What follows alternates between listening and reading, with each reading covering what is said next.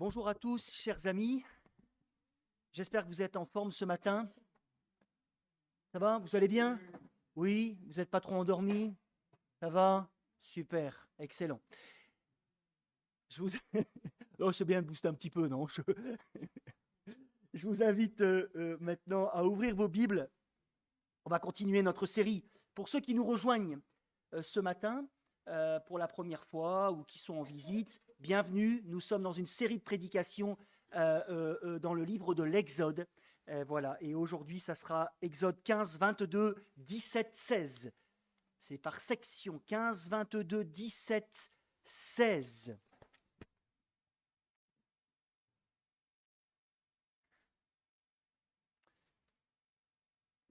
Et je vais demander à une femme de pouvoir prier pour ce temps de prédication. Est-ce que Jennifer, tu veux bien prier, s'il te plaît?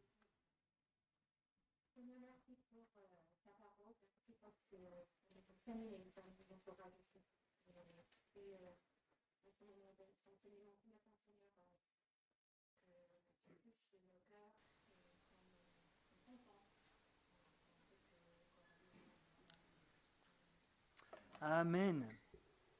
Ouvrez votre Bible, les amis.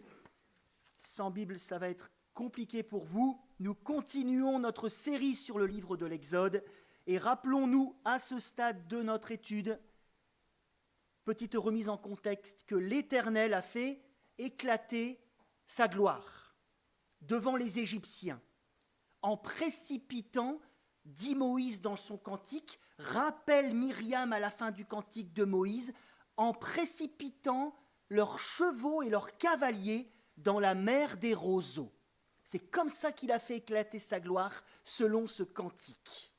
Les Israélites sont donc maintenant libérés, en route vers le pays promis. Un chemin avec des multiples étapes qui sera parsemé d'épreuves. Alors, petite question tout de suite pour vous. Est-ce que dans ce périple, d'après vous, d'après vos lectures, si quelques-uns les ont faites, est-ce que dans ce périple, pas toujours simple jusqu'au pays promis, ce peuple va se rappeler de son Dieu? Et je vois des sourires. Mais c'est quoi la réponse? C'est ce que je vous invite à découvrir dans la 7e section que nous allons donc survoler avec un focus sur certains passages. Bien sûr, nous ne pourrons pas tout lire. Lisons d'abord 15, 22 à 27. 15, 22 à 27. Chapitre 15, versets 22 à 27. Moïse fit partir Israël de la mer des roseaux et ils prirent la direction du désert de Chour. Après 3 journées de marche dans le désert, ils ne trouvèrent pas d'eau. Ils arrivèrent à Marin, mais ils ne purent pas boire l'eau de Marin parce qu'elle était amère. C'est pourquoi cet endroit fut appelé Marin. Le peuple murmura contre Moïse en disant « Que boirons-nous » Moïse cria à l'Éternel. L'Éternel lui indiqua un morceau de bois qu'il jeta dans l'eau et l'eau devint douce. Ce fut là que l'Éternel donna au peuple des prescriptions et des règles, et ce fut là qu'il le mit à l'épreuve. Il dit, si tu écoutes attentivement l'Éternel ton Dieu, si tu fais ce qui est droit à ses yeux, si tu prêtes l'oreille à ses commandements, et si tu obéis à toutes ses prescriptions, je ne te frapperai d'aucune des maladies dont j'ai frappé les Égyptiens, car je suis l'Éternel, celui qui te guérit. Ils arrivèrent à Élim, où il y avait 12 sources d'eau et 70 palmiers. Ils campèrent là, près de l'eau. Premier point de ma prédication, en attendant la terre promise, la soif. En attendant la terre promise, la soif. 3 jours. 3 petits jours. Après l'intervention spectaculaire du Seigneur, alors qu'ils prennent la direction du désert de Chour, les premiers murmurent se font déjà entendre. Ça n'a pas tardé, n'est-ce pas? En effet, alors que la soif les tenaille, verset 23, regardez, ils s'en prennent à Moïse, verset 24, en lui disant sur le ton du reproche, « Oh, hé !» Enfin, ça, c'est moi qui dis « oh, hé !» Que boirons-nous? Comprenons bien ce qui est problématique ici. Ce n'est pas le besoin exprimé. On peut tout à fait comprendre que dans ces régions, le manque d'eau peut vite devenir insupportable, n'est-ce pas? On n'est pas dans le Nord-Pas-de-Calais en hiver. Hein.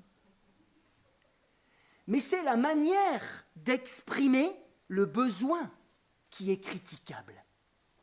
Les Hébreux se placent ici en consommateurs exigeants, soucieux d'être satisfaits immédiatement. On peut s'étonner également de leur manque de confiance, de leur manque de foi en la providence de Dieu qui vient de produire des miracles incroyables au milieu d'eux. N'est-ce pas? Et vous savez que dans le texte, le mot murmure va revenir systématiquement et que le mot murmure sera repris notamment en Jean chapitre 6 lorsque les gens ont un manque de foi envers Jésus. Il est dit dans Jean 6, ils murmuraient. Murmure associé au manque de foi. Heureusement, Moïse, et là c'est formidable, n'est-ce pas, pour ceux qui suivent le livre de l'Exode, Moïse totalement transformé par rapport à ses débuts, hein. Rappelez-vous, hein, lui qui se décourageait tous les 5 minutes, montre une autre façon de vivre les épreuves, parce que c'est bel et bien des épreuves que les Israélites vont subir, et c'est le mot qui est utilisé au verset 25 et qui sera réutilisé au chapitre 16, verset 4, regardez dans vos Bibles. Des épreuves par lesquelles le Seigneur va les faire passer avant d'entrer dans le pays promis. Oui, Yahvé, chapitre 17, verset 1, regardez, a tracé un parcours planifié soigneusement avec des étapes, épreuves, où il va sonder leur cœur. Alors, vont-ils lui rester fidèles et obéir à sa voix?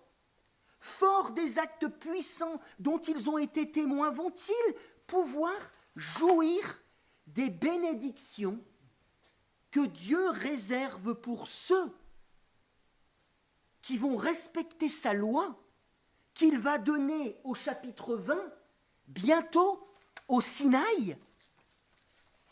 Deutéronome 8, la suite de la loi, nous donne aussi d'autres éléments sur ces étapes, j'espère que vous l'avez lu, ces étapes épreuves qui s'avèrent, selon Deutéronome 8, être aussi des lieux, écoutez bien, et c'est beau, d'apprentissage, où Dieu désire enseigner son peuple comme, il est dit dans le texte, un homme éduque son enfant. Bref, Moïse, lui, ne choisit pas, ou plutôt ne choisit plus, l'option de la plainte. Vous savez, on a diverses options hein, quand on est face à une épreuve, n'est-ce pas? On a diverses options, nous tous. Moïse ne choisit plus l'option de la plainte, alors qu'il devait avoir soif comme les autres, n'est-ce pas? C'est un homme. Il crie à Dieu dans notre texte. Il remet ses besoins à celui en qui il a grandi. Donc, il intercède. Il intercède. Il crie, dit notre texte. Et le Seigneur va lui répondre par un nouveau miracle. Le Seigneur est toujours là. Le Seigneur est toujours là. Amen. Oui. Il est celui qui peut rendre infecte l'eau d'Égypte, mais qui peut purifier l'eau du désert pour son peuple à l'aide d'un simple bâton. Vous avez vu ça dans ce texte? à l'aide d'un simple bâton. Oui, Yahvé est celui qui connaît où se trouve l'abondance, bien mise en avant par le lieu, verset 27, chapitre 15, où ils arrivent. Ils arrivent où? Dans un lieu où il n'y a pas moins que 12 sources d'eau, pas mal, n'est-ce pas? Et 70 palmiers. C'est pas mal, non? J'aimerais bien être dans ce lieu-là maintenant, d'ailleurs. J'aimerais vous poser une question sur ce premier point que je vais laisser en suspens à ce stade de ma prédication. Dieu ne peut pas être tenté par le mal. Amen. Et il ne tente personne. Jacques chapitre 1, verset 13. Mais il permet, Jacques chapitre 1 toujours, les épreuves dans la vie de ses enfants, pour leur bien, leur croissance spirituelle. Alors, je vous pose cette question à vous que je vais laisser en suspens. Comment gères-tu tes temps d'épreuve? Comment gères-tu tes temps d'épreuve? Deuxième point de ma prédication, en attendant, et on va aller un peu plus loin au chapitre 16, en attendant la terre promise, la fin, F-A-I-M, la fin. Quelques semaines après l'épisode de Mara, c'est la faim qui cette fois tiraille leur estomac. Et qu'est-ce qui revient?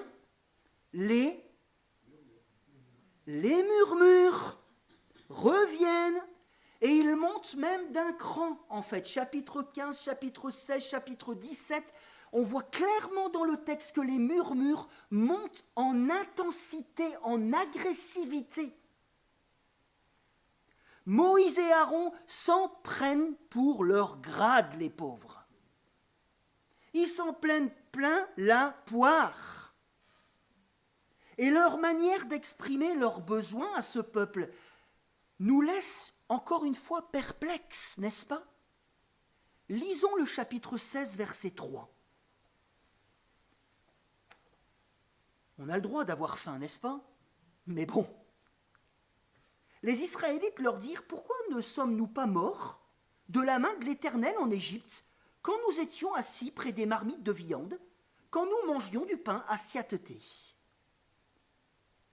Alors si l'épreuve, mes amis, peut faire grandir, elle révèle, vous avez peut-être remarqué ça chez vous, moi j'ai remarqué ça chez moi, l'épreuve peut faire grandir si on s'accroche à Dieu, mais elle révèle en premier lieu quoi? Qu'est-ce qui ressort d'un coup quand je suis mise à l'épreuve? Mes failles. Mes failles. Et dans leur cas, la faim révèle un manque de clairvoyance sur les choses vraiment importantes. Certes, ils ont faim, mais ils sont libres, n'est-ce pas? Et je ne pense pas que l'esclavage en Égypte, c'était vraiment une promenade de santé. Ils regrettent pourtant le temps de l'esclavage, où selon eux, c'était vachement mieux, parce qu'ils étaient à côté d'une marmite pleine de viande.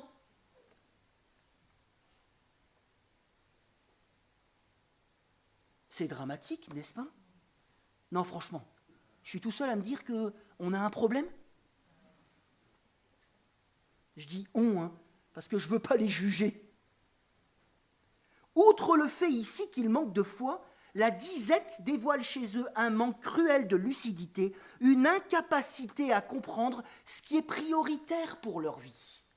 Ce qui est prioritaire. Et ils s'en prennent à leur libérateur. Je parle de qui, là? Ils s'en prennent à leur libérateur, je parle de qui? Eh bien non. Je veux parler de Dieu. C'est ce que Moïse, en homme avisé, met en exergue au verset 7 et 8 du chapitre 16. Regardez. Moïse et Aaron dirent à tous les Israélites, ce soir, vous reconnaîtrez que c'est l'Éternel qui vous a fait sortir d'Égypte le matin. Vous verrez la gloire de l'Éternel, parce qu'il a entendu vos murmures contre lui. Que sommes-nous, en effet, pour que vous murmuriez contre nous ? Moïse dit, l'Éternel vous donnera ce soir de la viande à manger et le matin du pain à siatéter, parce qu'il a entendu les murmures que vous avez proférés contre lui.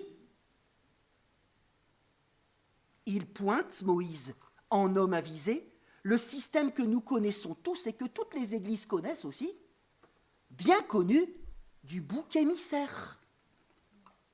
Fonctionnement très humain où des responsables peuvent servir de punching ball à des individus qui sont en fait en rébellion contre les voies, contre les vœux, contre la volonté du Seigneur.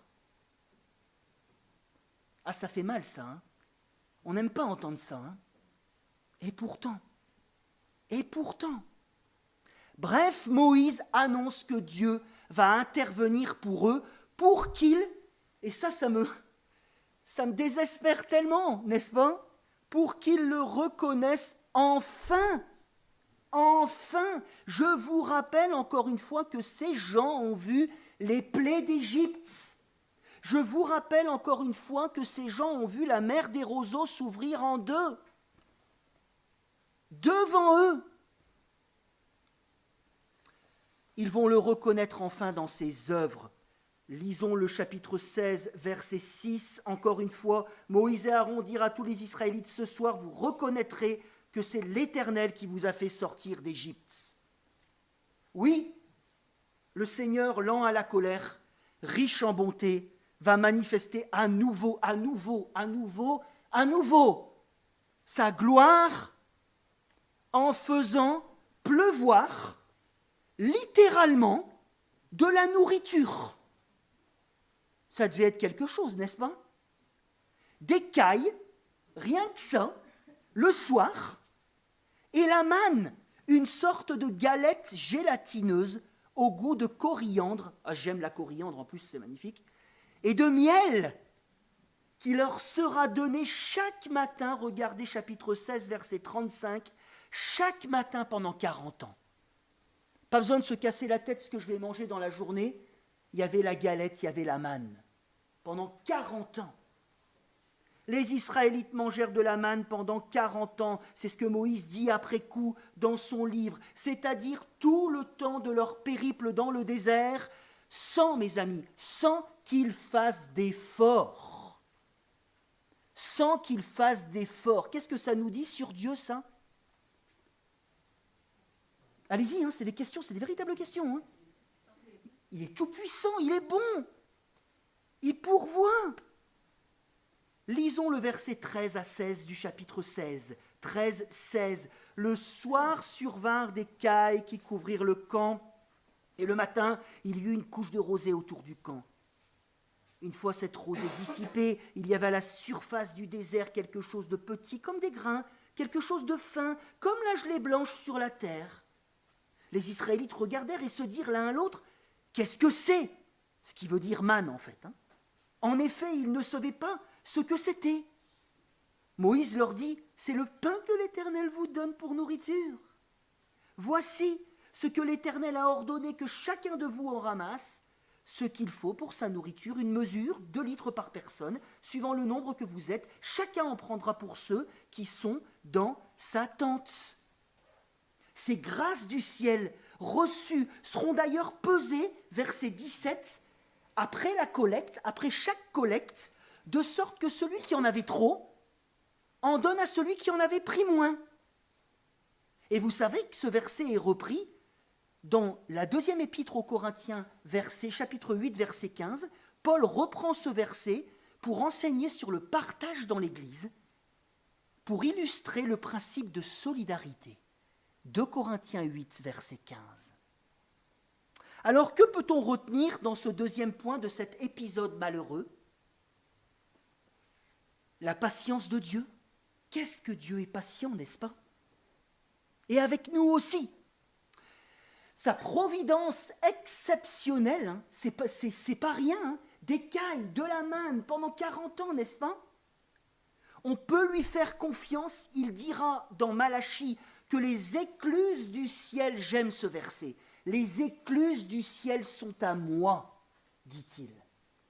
Il dit à son peuple, demandez-moi, les écluses du ciel sont à moi. Mais nous pouvons aussi dire que Dieu souhaite que son peuple vive par la foi dans cet épisode de la manne. C'est le contraire des murmures, la foi. Oui, parce que l'accumulation ici, je ne sais pas si vous avez remarqué dans ce texte, l'accumulation. Moi, honnêtement, je pense que la première des réactions, j'aurais été chercher un gros panier de manne que j'aurais mis dans mon placard. Franchement, je le dis honnêtement. Mais l'accumulation ici était proscrite. Garder de la nourriture pour le lendemain aussi. Certains ont désobéi, verset 27, à cet ordre. Ils ont essayé d'en conserver, mais la manne pourrissait chez eux. Le peuple était appelé à comprendre, écoutez bien mes amis, c'est très important. Le peuple était appelé à comprendre par cette dépendance quotidienne, radicale, certes, et leurs descendants à leur suite, parce que regardez verset 32, Moïse dit, voici que l'Éternel a ordonné qu'une mesure remplie de manne soit conservée pour vos descendants. Donc les descendants devaient être témoins de cette providence du Seigneur exceptionnelle. Le peuple était appelé à comprendre que leur subsistance dépend de l'Éternel. Deutéronome 8, prenez Deutéronome 8 avec moi. Deutéronome 8, verset 3. Il t'a humilié, il t'a fait connaître la faim, et il t'a nourri de la manne que tu connaissais pas, que tu ne connaissais pas, et que tes ancêtres non plus n'avaient pas connue, afin de t'apprendre que l'homme ne vit pas de pain seulement, mais de tout ce qui sort de la bouche de l'Éternel. Une parole reprise par qui au désert? Jésus, pour contrer les attaques du diable lorsqu'il a été tenté dans la disette lui aussi pendant, 40 jours dans le désert. On y reviendra plus tard. Jésus qui nous appellera aussi dans le sermon sur la montagne, qu'est-ce que j'aime le sermon sur la montagne, à vivre dans la joie de ce qui nous est donné au quotidien et dans la confiance pour le lendemain. Comprenons, mes frères et sœurs, que les croyants sont appelés à être des êtres de louange. Il n'y a pas que la louange musicale, là. Hein. Des êtres de louange, qu'est-ce que ça veut dire? Des êtres de gratitude, des êtres de reconnaissance, partout, tout le temps. Une louange, comment? Par un émerveillement, entre autres, des grâces quotidiennes du Seigneur. Si ce texte ne peut pas être utilisé pour dire qu'il ne faut rien anticiper, il ne faut pas utiliser ce texte pour dire ça. Parce qu'on a d'autres enseignements dans le livre des Proverbes qui parlent aussi d'être sage. Notons toutefois, écoutez bien, en tout cas c'est ce que moi je dis, notons toutefois que foi et anticipation excessive, foi et anticipation maladive, anticipation compulsive, voyez bien la différence là, hein, ne font pas bon ménage. Ne font pas bon ménage. Ne font pas bon ménage. Bref, chapitre 17 maintenant, rien n'y fait. Au chapitre 17, les griefs du peuple en route pour le désert de Chine, S-I-N, vont atteindre des sommets. Les murmures, toujours eux, laissent place à la recherche de querelles. Ils ne disent plus ici à Moïse, que boirons-nous, mais donne-nous à boire. Vous voyez la différence? Que boirons-nous, ça va encore à peu près. Mais donne-nous à boire. On ne peut donc même pas dire qu'ils stagnent dans leur mauvais comportement. C'est en fait de pire en pire. Aucune intervention de Dieu, aucune parole relayée par Moïse ne produisent quoi que ce soit, à tel point que Moïse finit par craindre pour sa vie. Dieu est ici aussi pris directement à partie. Lisons le verset 7, 17-7. Il appela cet endroit Massa et Mériba parce que les Israélites lui avaient cherché querelle et avaient provoqué l'Éternel en disant « L'Éternel est au milieu de nous, oui ou non ?» Ils désirent forcer la main du Seigneur. Heureusement, écoutez bien mes amis, heureusement que celui qui a été sauvé des eaux, 2 fois, sauve les meubles. En se montrant encore une fois, Moïse, c'est vraiment l'exemple de ces textes. Encore une fois, exemplaire, marquant sa distance avec ce genre d'attitude. Moïse crie « Dieu écoute !» Avec le bâton symbole de la puissance divine, il doit taper sur un rocher devant les anciens pour que ça leur serve de témoignage aussi, et de l'eau va jaillir du rocher. N'est-ce pas incroyable ? L'eau va jaillir du rocher. Oui, rien n'est impossible à Dieu. Lisons le verset 5 à 6 du chapitre 17. Ça va vous tenir le coup. L'Éternel dit à Moïse, passe devant le peuple, prends avec toi des anciens d'Israël, prends aussi dans ta main ton bâton, celui avec lequel tu as frappé le fleuve, et marche. Donc Moïse est toujours responsabilisé, n'est-ce pas ? Je me tiendrai devant toi sur le rocher d'Horeb, tu frapperas le rocher, il en sortira de l'eau, et le peuple boira. Mais mes amis, et je terminerai ce 2e point avant ma conclusion comme ceci, cette génération, si vous lisez jusque le livre des Nombres, cette génération n'écoutera rien. Et ça finira par lui coûter l'entrée dans le pays promis. En effet, 40 ans plus tard, ils râleront à nouveau, Nombre 20, à nouveau, Moïse avec le bâton fera encore sortir de l'eau, mais cette fois-ci, ce sera la goutte de trop.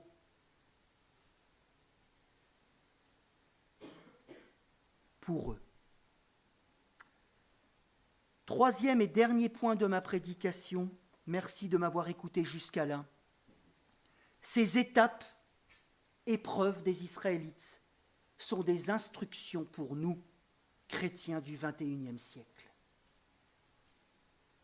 Il y aurait beaucoup de choses, vous savez ce qui est difficile dans une prédication, et c'est il y a beaucoup de choses qui sont difficiles en fait, mais ce qui est pas simple de savoir faire, c'est de quelque part de savoir ce qu'on va conclure, comment on va conclure, n'est-ce pas ? On ne peut pas tout dire. Et dans un texte comme ça, il y aurait beaucoup de choses à dire, n'est-ce pas ? On pourrait se paumer avec 23 implications et vous ressortirez d'ici en vous demandant qu'est-ce qu'Aurélien a voulu dire. Mais ce ne sera pas mon cas. Je pourrais conclure cette prédication de bien des manières, mais mon dernier point est tout trouvé. Pourquoi ? Paul, l'apôtre Paul, parce que l'écriture s'interprète elle-même. C'est un principe pour les prédicateurs, n'est-ce pas ? L'écriture s'interprète elle-même. Paul, dans le Nouveau Testament, reprend ces événements. 1 Corinthiens 10, et met en avant que les situations vécues par le peuple lors de l'Exode sont arrivées pour nous servir d'instruction dans notre marche avec le Seigneur. Et il applique le texte, il applique notre texte, c'est formidable, pour les Corinthiens dans un premier temps, et aussi bien évidemment par extension pour nous. Prenons 1 Corinthiens 10.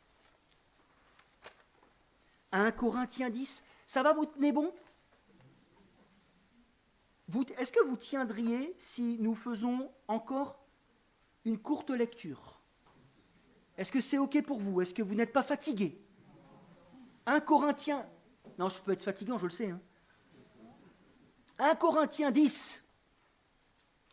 Frères et sœurs, je ne veux pas que vous laissiez ignorer que nos ancêtres ont tous été sous la nuée, tous passés à travers la mer, tous baptisés en Moïse ou dans Moïse, ça dépend des traductions, dans la nuée et dans la mer. Ils ont tous mangé la même nourriture spirituelle, il parle de la manne, et ils ont tous bu la même boisson spirituelle. Écoutez bien, c'est notre passage. En effet, ils buvaient un rocher spirituel qui les accompagnait, et ce rocher était Christ. Ah bon? Mais la plupart d'entre eux n'ont pas été approuvés par Dieu, puisqu'ils sont morts dans le désert. Or, ces faits sont arrivés pour nous servir d'exemple, afin que nous n'ayons pas de mauvais désirs, comme eux en ont eu. Ne devenez pas idolâtres, Exode 32, n'est-ce pas le veau d'or, comme certains d'entre eux. Et là, il cite Exode 32, en effet, il est écrit, le peuple s'assit pour manger, pour boire, puis ils se levèrent pour s'amuser. Ne nous livrons pas non plus à l'immoralité sexuelle, comme certains d'entre eux l'ont fait, de sorte que 23 000 sont tombés en un seul jour. Ne provoquons pas Christ comme certains d'entre eux l'ont fait si bien qu'ils sont morts victimes des serpents, Nombre 21. Ne murmurez pas comme certains d'entre eux l'ont fait, murmure, hein, vous avez remarqué, de sorte qu'ils sont morts sous les coups du destructeur. Tous ces faits leur sont arrivés pour servir d'exemple, et ils ont été écrits pour notre instruction, à nous qui sommes parvenus à la fin des temps. Ainsi donc que celui qui croit être debout fasse attention à ne pas tomber. Aucune tentation ou aucune épreuve ne vous est parvenue qui n'ait été humaine. Dieu est fidèle, il ne permettra pas que vous soyez tentés au-delà de vos forces, mais avec la tentation, il préparera aussi le moyen d'en sortir, afin que vous puissiez la supporter. C'est pourquoi, mes bien-aimés, fuyez l'idolâtrie. Il rappelle dans ce passage, Paul, que les Israélites ont été libérés de l'Égypte, verset 1. Ils ont suivi Moïse, il parle de baptême en Moïse, parce qu'il les a conduits vers une vie nouvelle. Ils ont goûté, dit-il, à la nourriture spirituelle, c'est-à-dire dans le contexte celle qui vient de Dieu. Ils ont même bu, dit-il, au Christ. Ce rocher était Christ, dit-il. Là, vous m'attendez tous, hein. Quoi ? Il se réfère ici à notre passage du livre de l'Exode en disant, en fait, selon moi, que ce fameux rocher fut Christ. Christ n'est pas un rocher, n'est-ce pas, à proprement parler. Vous êtes tous d'accord ? Mais qu'est-ce que ce rocher dans le désert a manifesté ? Qu'est-ce que ce rocher dans le désert a manifesté ? Vous pouvez dire... Comment ? Par exemple, merci Joël, d'autres choses ? La puissance, oui. La grâce, bien évidemment. La providence de Dieu qui a jailli à cet endroit et qui était censé les encourager, les porter, les suivre, dit-il en quelque sorte, dans ces temps d'épreuve entre l'Égypte et le pays promis. Mais pour la plupart d'entre eux, ce fut la catastrophe. Ils se vautrèrent dans la plainte constante, ils se vautrèrent dans l'idolâtrie, dit Paul, l'insatisfaction chronique, désignant même, vous lirez cet après-midi, Nombre 21, c'est tellement incroyable, désignant même à la fin la manne comme méprisable. Cette nourriture est méprisable. Et ils furent gravement sanctionnés dans le cadre, il ne faut jamais l'oublier, de la loi mosaïque qui va arriver. Ces contre-exemples, mes amis, nous servent afin de ne pas à notre tour nous montrer ingrats, à notre tour de ne pas nous montrer provocateurs, oublieux face à la grâce de Dieu, au privilège de lui appartenir. À combien plus forte raison, puisque nous sommes au bénéfice aujourd'hui de l'amour de Dieu qui s'est manifesté finalement et puissamment en qui ? Dans la personne de Jésus-Christ.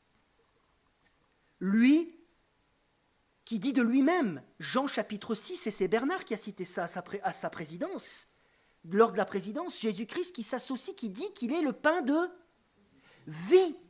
La véritable manne spirituelle, le Fils de Dieu venu en chair, qui nous permet, en le mangeant, Jean chapitre 6, c'est-à-dire en croyant en lui, d'être délivrés totalement de nos péchés, de la malédiction, c'est notre privilège lié à notre désobéissance, de la mort et de connaître la vie éternelle.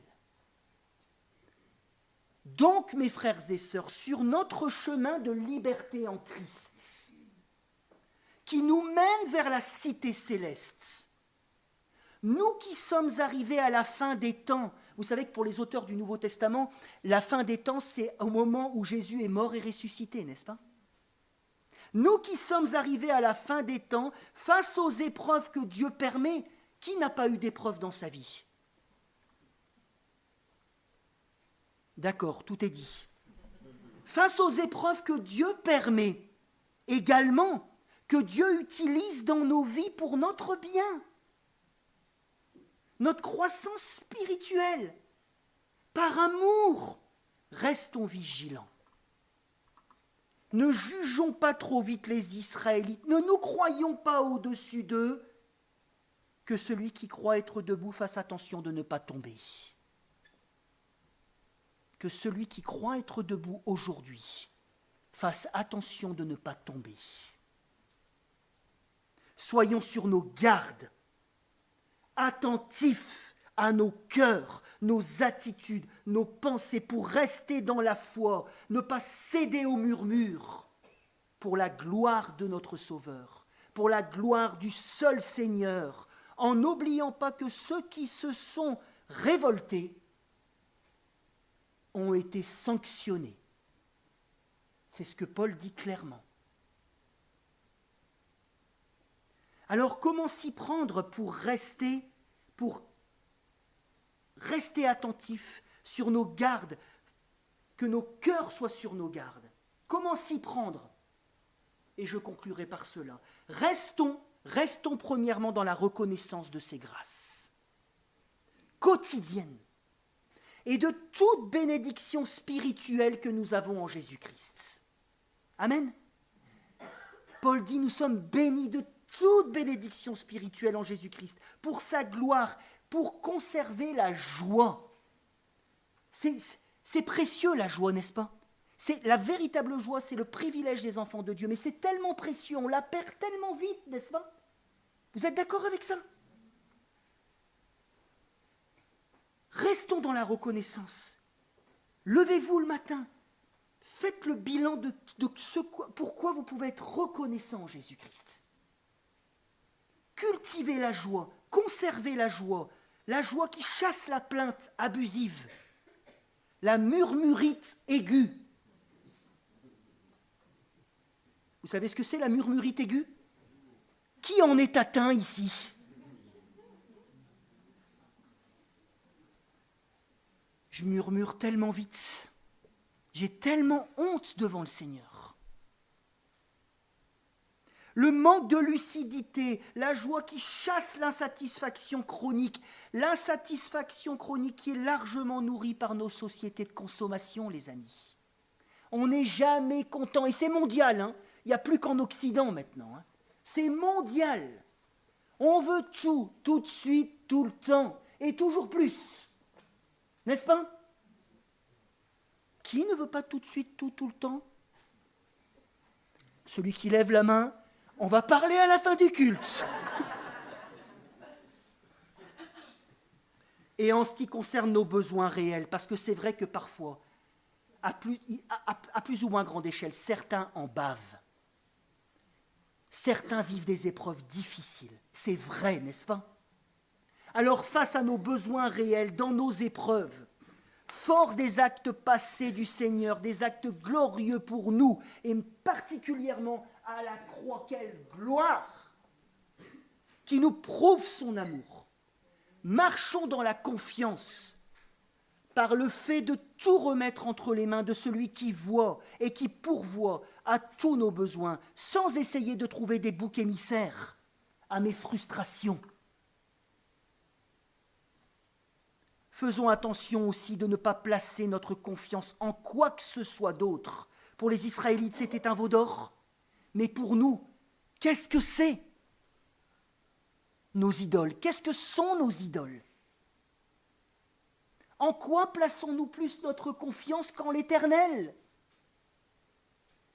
Faisons attention d'analyser, de ne pas placer notre confiance en quoi que ce soit d'autre, en qui que ce soit d'autre, dressant dans mon cœur un autel aux idoles modernes, telles que ma carrière, telles que mes économies, ma façon de voir la vie. Gardez-vous des idoles. Gardez-vous des idoles, mes frères et sœurs. Seigneur, garde-moi des idoles. Tu aimeras le Seigneur ton Dieu de tout ton cœur, de toute ton âme et de toute ta pensée. Avançons dans la foi. Dieu est à nos côtés. Amen. Prenons un temps de silence et de gratitude dans nos cœurs.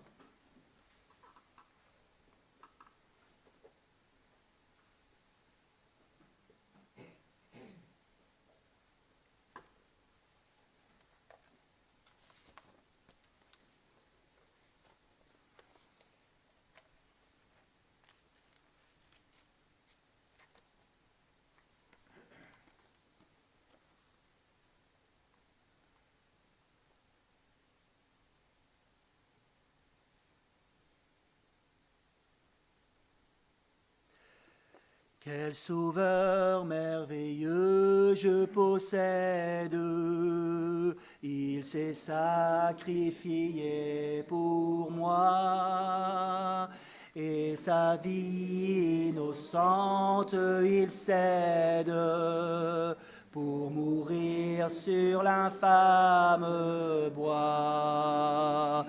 Attaché à la croix pour moi, attaché à la croix pour moi.